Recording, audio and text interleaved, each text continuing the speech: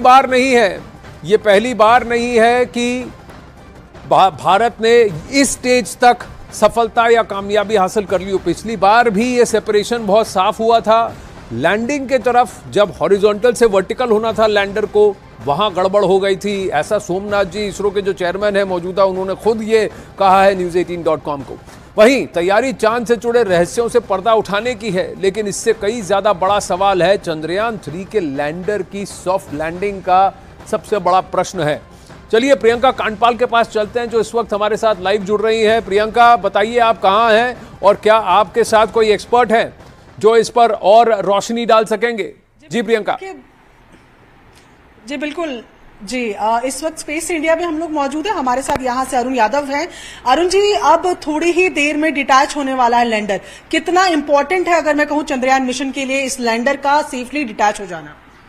देखिए मैम, चंद्रयान 3 का जो लैंडर है, विक्रम लैंडर जिसको हम बोलते हैं, ये एक बहुत बड़ा स्टेप है। जैसे ही ये डिटैच होगा, उसके बाद हमारी जो सबसे महत्वपूर्ण एक घटना आएगी, जो लैंडिंग की होती है, उसके होने से पहले इसका डिटैच होना जरूरी है।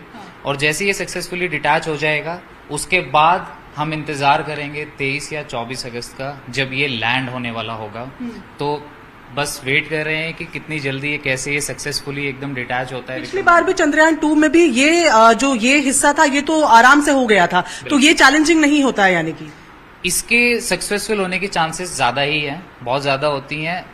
डिटैच ना हो पाए इसके चांसेस बहुत कम है। लेकिन सबसे बड़ी जो समस्या आती है वो आती है लैंड होने की, जिसे हम बोलते हैं सॉफ्ट लैंडिंग। तो सॉफ्ट लैंडिंग का हमें उस पर नजर रखनी पड़ेगी। उसके लिए भी कुछ दिन बाकी हैं, उसके लिए नजर रखेंगे। क्या क्या अलग है पिछले चंद्रयान 2 से अगर बात की जाए, क्योंकि लैंडिंग में ही पिछली बार थोड़ी गड़बड़ हुई थी, तो इस बार चंद्रयान 3 की जब हम बात करें तो क्या अलग है चंद्रयान 2 से कि लैंडिंग में उसमें हेल्प हो?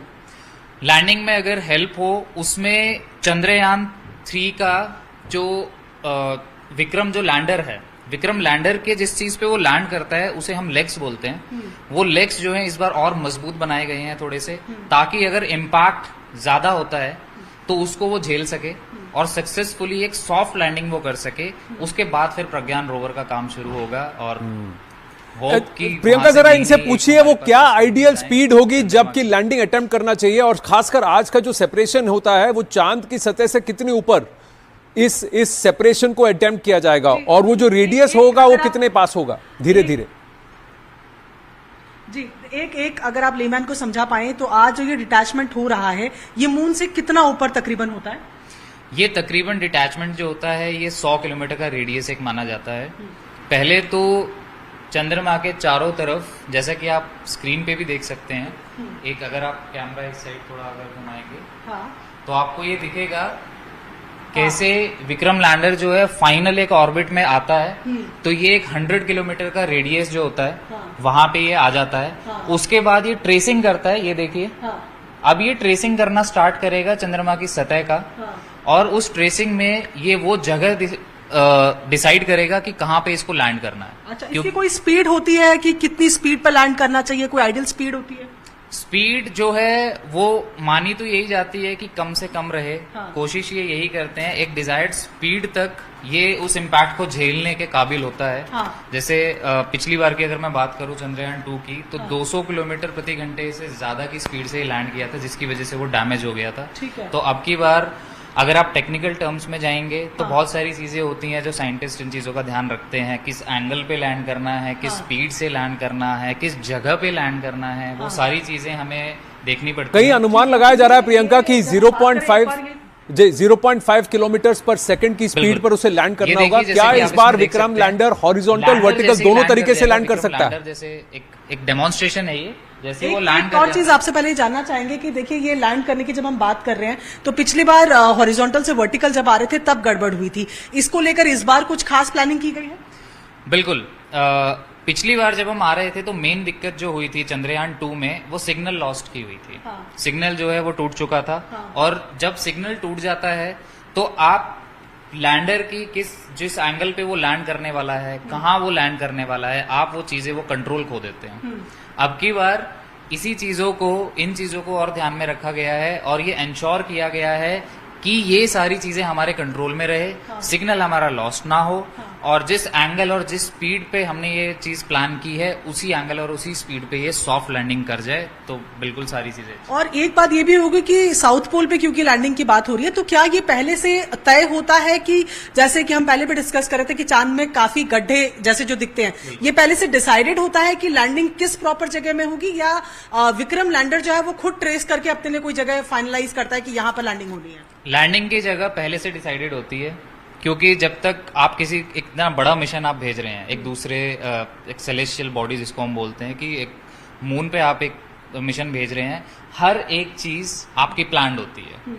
कहाँ पे लैंड करना है ये भी प्लान्ड है, साउथ पोल पे कितने डिग्री पे, जैसे मैं आपको अगर एग्जैक्ट बताऊं तो 69 पॉइंट समथिंग डिग्री है साउथ, जहाँ पे ये लैंड करने वाला है।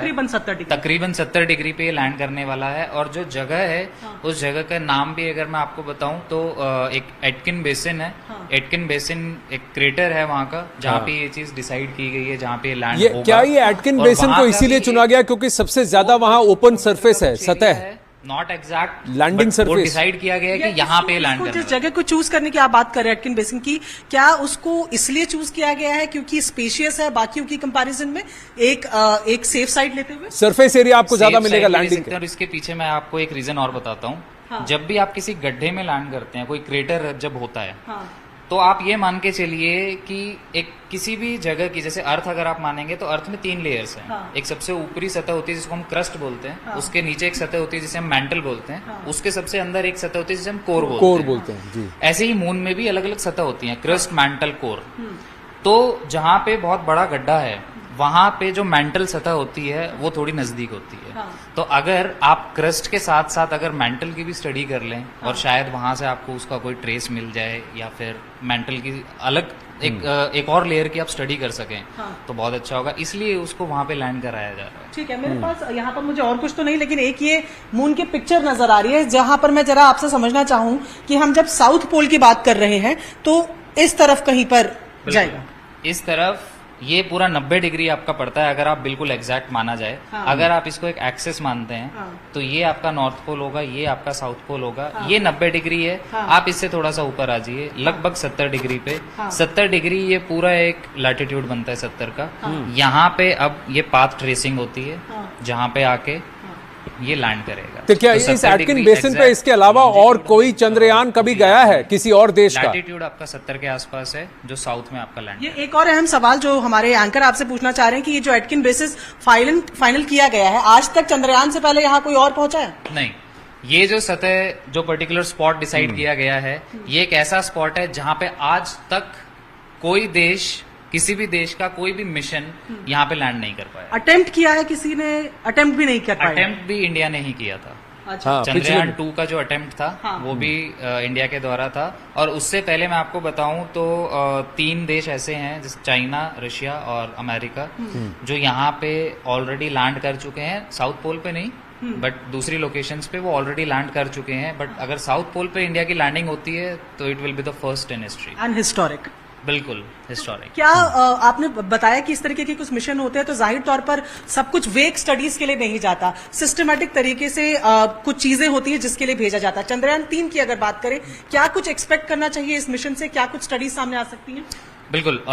जब भी आप कोई मिशन भेजते हैं कहीं पे, तो आपके एम डिसाइडेड होते हैं पहले से कि हमें इन पर्टिकुलर फील्ड की स्टडी करनी है। ऐसे ही चंद्रयान 3 के लिए भी अलग अलग हमने सेंसर मान लीजिए, डिवाइसेस मान लीजिए, हमने डिवाइसेस वहाँ पे लैंडर में, रोवर में लगा के भेजी हैं, जिनको जब वो वहाँ पे जाएंगे, लैंडर जब लैंड करेगा उसकी डिवाइसेस अपना काम करेंगी, रोवर जब बाहर निकलेगा उसकी डिवाइसेस अलग काम करेंगी।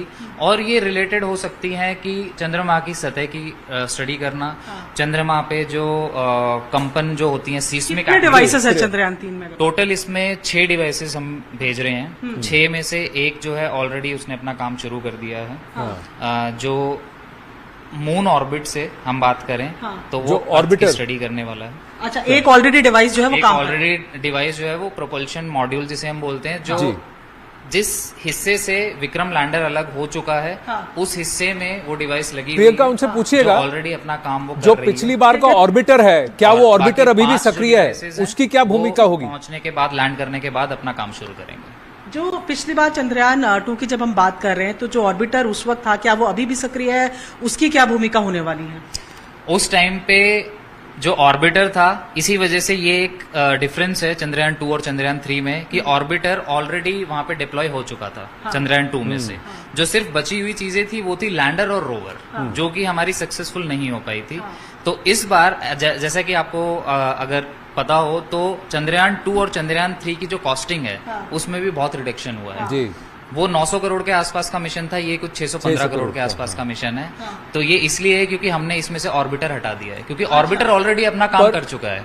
वो ऑलरेडी वहां पे ऑर्बिट कर रहा था और उसने बहुत सारी हमें सुंदर जो पिक्चर्स है, वहां की फोटोग्राफ है चंद्रमा की। तो प्रियंका इनको पूछिए हमें भेज चुका कि है। पेलोड जो है पिछली बार से ज्यादा है, करीब 3.9 टन है। तो क्या इसका मतलब यह है कि इस बार जो विक्रम रेंजर है और प्रज्ञान रोवर है पिछली बार से भारी हैं और भी ज्यादा सॉलिड बनाए गए हैं, या उसमें यंत्र ज्यादा फिट किए गए हैं? आप सुन रही हैं? बिल्कुल, जैसे पिछली बार की तुलना में अगर बात की जाए तो लोड इस बार ज्यादा है।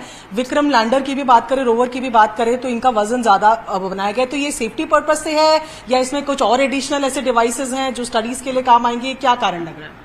एक तो इसको थोड़ा और मजबूती देने के कारण इसमें एडिशंस किए गए थे। क्या ये पिछली बार की जो लैंडिंग सॉफ्ट नहीं पाई थी उससे भी एक लेसन है? जी, उससे एक लेसन है, क्योंकि जब आप किसी चीज को स्ट्रांग बनाते हैं, मजबूत बनाते हैं, या तो आप मटेरियल चेंज करते हैं या फिर आप उसका वजन थोड़ा बढ़ाते हैं, थोड़े और स्ट्रांगनेस के लिए थोड़ी और चीजें ऐड करते हैं। तो जैसे रोवर की अगर मैं बात करूं, कुछ 26 किलो के आसपास का ही हमारा रोवर रहेगा जी। और लैंडर अलग है, उसके लेग्स को मजबूत बनाया गया है, तो इसलिए जो पेलोड है इसका थोड़ा सा वजन बढ़ा है। बट जहां हम देखें वजन बढ़ाने के साथ साथ इसरो की बहुत एक खास बात है कि एक कॉस्टिंग इतनी रिड्यूस कर देते हैं कि एक एग्जाम्पल भी दिया गया था कि आप एक टैक्सी में या ऑटो रिक्शा में चलने के बराबर जो है वो हम उतने में चांद पे पहुंच गए। चांद पे नहीं, एक और बात प्रियंका आप उनको बताइए और दर्शकों को भी बताएं कि इंडियाना जोन्स जो पिक्चर आई थी 2900 करोड़ में बनी थी, जबकि चंद्रयान 3 615 करोड़ में बना है। तो आप समझ रही हैं? तो देखिए, हमारे एंकर आनंद जो है वो बता रहे हैं कि इंडियाना जोन्स जो मूवी आई थी उसका बजट इतना हाई था, 2900 लगभग शायद करोड़ बता रहे हैं। हाँ, 2941 करोड़, 615 करोड़ के लगभग, और 615 करोड़। एक आप इनसे प्रश्न एक और पूछिए प्रियंका। कंपेयर कर रहे हैं तो एक हॉलीवुड मूवी कि से भी कम ये बजट में जो विज्ञान, ये जो विक्रम रेंजर है ये अपनी गति धीमी कैसे करेगा और कितनी गति तक ये इंपैक्ट झेल सकता है? जब अगर मून के सरफेस पर एक पर्टिकुलर फोर्स से अगर वो लैंड भी करता है, पिछली बार के मुकाबले कितना वो झेल सकता है ताकि वो फिर भी टिका रहे? और अगर हॉरिजॉन्टली अगर गिरता भी है तो क्या ये अपने आप सीधा होने की क्षमता रखता है, वर्टिकल होने की, अपनी टांगों पर खड़े होने की क्षमता रखता है? जी बिल्कुल, ये सवाल जो है ये बेसिकली ये है कि जो विक्रम लैंडर की हम बात कर रहे हैं, सबसे पहले तो ये कि क्या अगर इनकेस ये इसकी गति धीमी कैसे होगी? वर्टिकली गिर जाए, अगर इस तरीके की लैंडिंग, तो ये पहला सवाल तो मैं ये पूछती हूँ कि क्या खुद ये खड़ा हो सकता है? क्या उसके बाद रोवर बाहर निकल सकता है या it has to stand still? ये इसको स्टिल स्टैंड होना पड़ेगा। क्योंकि अगर इसका संपर्क टूटा तो कमांड नहीं जा पाएगी रोवर के पास। और क्योंकि रोवर से एक प्लेटफॉर्म बाहर निकलना है और उस प्लेटफॉर्म की एक जगह है जहां से वो रैंप है, वो रैंप जहां से खुलेगा, जहां से निकलेगा, तो उसके लिए उसका डिजायर्ड पोजीशन में कि जो पोजीशन हमें चाहिए उसका उस पोजीशन में वहां पे खड़ा होना जरूरी है। क्योंकि अगर वो टेढ़ा हुआ या गिर गया किसी तरीके से तो रैंप तो आप मान लीजिए कि एक बार को चलो निकल आए, बट रोवर बाहर कैसे आएगा? और हम नेगेटिव क्यों सोचें? नेगेटिव की बात इसमें यह है कि क्या इस बार उसमें फजी लॉजिक ऐसा ऐड किया गया है? स्पीड, हाँ जी, इसके टोटल आप मान के चलिए कि जब रॉकेट ऊपर जाता है एक थ्रस्ट डेवलप करता है वो ऊपर जाने के लिए, यही प्रोसेस जो है हमारा विक्रम लैंडर यूज करेगा अंदर पहुंचने के लिए, लैंड करने के लिए। ये जिस डायरेक्शन में मूव करेगा उस डायरेक्शन में थ्रस्ट डेवलप करेगा और उसको एक ब्रेकिंग के तौर पे यूज किया जाएगा। ठीक है, क्योंकि ग्रेविटेशनल फोर्स या बहुत कम है मून की, आप ये मान के चलिए। तो अगर आपको ब्रेकिंग मैकेनिज्म लगाना है एयर में, अगर आप हवा में ब्रेक मारना चाहते हो तो उसके लिए कुछ चीज पॉसिबल नहीं है सिवाय इस चीज के कि आप विपरीत दिशा में एक अपने इंजन ऑन कर दीजिए ताकि ब्रेकिंग हो जाए, और हम यही कोशिश करेंगे कि वो बहुत स्मूथली हो और कम से कम स्पीड में वो जाके लैंड करे, जिसे हम सॉफ्ट लैंडिंग बोलते हैं, जो लास्ट टाइम रह गई थी। लेकिन इस बार पूरी उम्मीद है हमें कि सॉफ्ट लैंडिंग होगी इसको, और जिस चीज के लिए हमने ये मिशन भेजा है चंद्रयान 3, ये बिल्कुल सक्सेसफुल। जरा उनसे पूछिए, क्योंकि सोमनाथ जी ने भी ये कहा था कि कम से कम 1 साल इन्होंने सिर्फ इसको